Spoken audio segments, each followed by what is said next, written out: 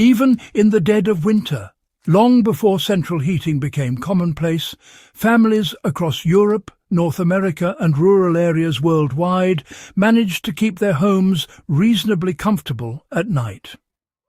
The methods they relied on were ingenious, practical and entirely reproducible today, especially for preppers, survivalists or anyone interested in historical living techniques. If you're fascinated by how people endured harsh winters, stay tuned and, well, remember to subscribe, like and leave a comment. Your support helps keep this channel focused on real historical survival strategies. They concentrated heat where it mattered most. People, not rooms. In older homes, the focus was never on warming every square foot of the house. Instead, families concentrated warmth around sleeping areas and high-use spaces. Heavy curtains or quilts were hung over windows at night to trap heat from the limited stoves or fireplaces. People often sealed gaps around doors and floors using rolled-up textiles or simple wooden boards. You can replicate this today with thick blankets, draft stoppers, or even temporary window films. The principle is simple, direct heat, where it is most needed rather than trying to raise the temperature of the entire building. They layered clothing and bedding strategically. Nightwear was never light. Households relied on multiple layers of clothing, from woolen undergarments to thick socks and nightcaps. Beds were layered with multiple blankets, feather beds, straw mattresses, and quilts. Each layer trapped air, creating insulation around the body. Modern preppers can mimic this by combining thermal sheets, sleeping bags, and additional blankets.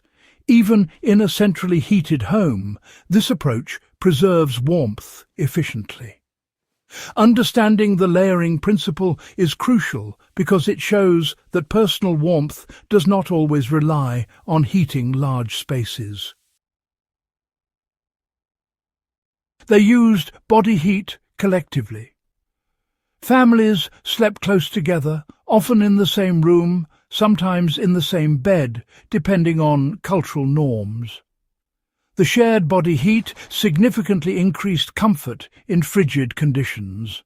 For survivalists today, this principle can be applied in emergency situations with sleeping bags designed for multiple people or by arranging living spaces to maximize the warmth from occupants. Even a single person can benefit by sleeping with a pet or sharing a heated sleeping area with a friend during cold nights.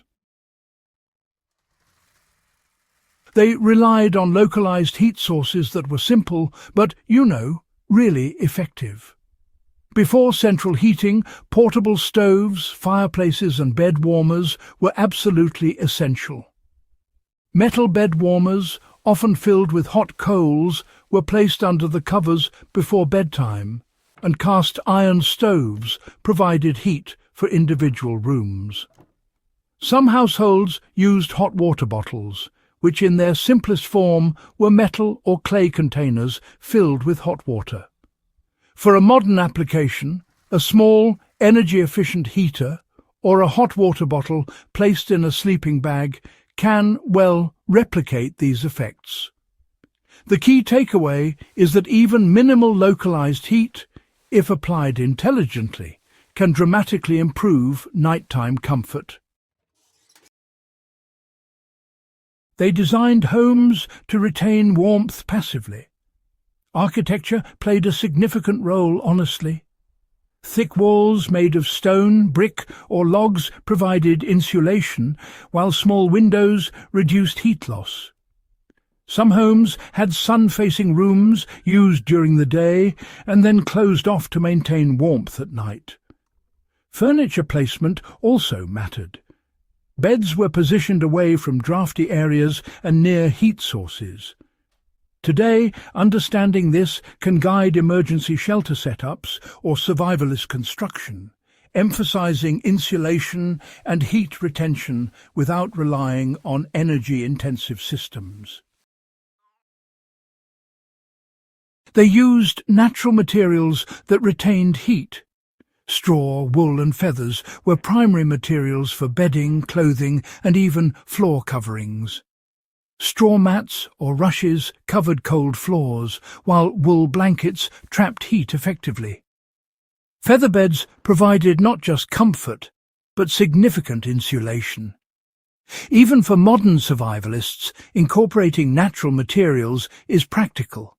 Wool blankets, thick rugs and straw mats can still be used in off-grid living to conserve heat efficiently. These materials work passively, storing heat from the human body and maintaining comfort throughout the night. They prepared for the night ahead. Winter routines included preheating beds, lighting stoves or fireplaces before retiring, and making sure all clothing and bedding were dry. Folks understood that comfort really depended on preparation. A cold, damp bed would never be warm without a bit of planning. For practical application today, drying out bedding and clothing before use, warming a room or tent early, and layering strategically makes a tangible difference in comfort during extreme cold. This principle is particularly useful for anyone practicing winter camping or off-grid survival. They embraced simplicity and efficiency over luxury.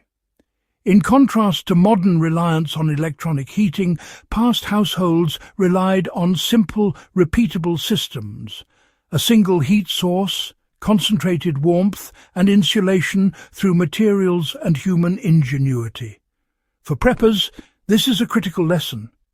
You don't need complex technology to survive or remain comfortable in winter. A few well-placed blankets, an efficient heat source, and strategic use of space can actually outperform many modern systems in efficiency and sustainability. Practical takeaways for today. If you want to apply these strategies in your own home, cabin, or emergency shelter, start by concentrating heat where you sleep, layering bedding and clothing strategically, using natural insulating materials, and pre-warming your sleeping area. Combine this with simple portable heaters or hot water bottles, and you can achieve remarkable comfort even without central heating. These methods are not just historical curiosities, they are practical, reliable, and immediately usable. By studying these historical strategies, we gain insight not just into survival, but into efficient, sustainable ways to endure harsh winters. Understanding how people kept cold houses comfortable teaches valuable lessons about preparation, resource management, and ingenuity that remain relevant today.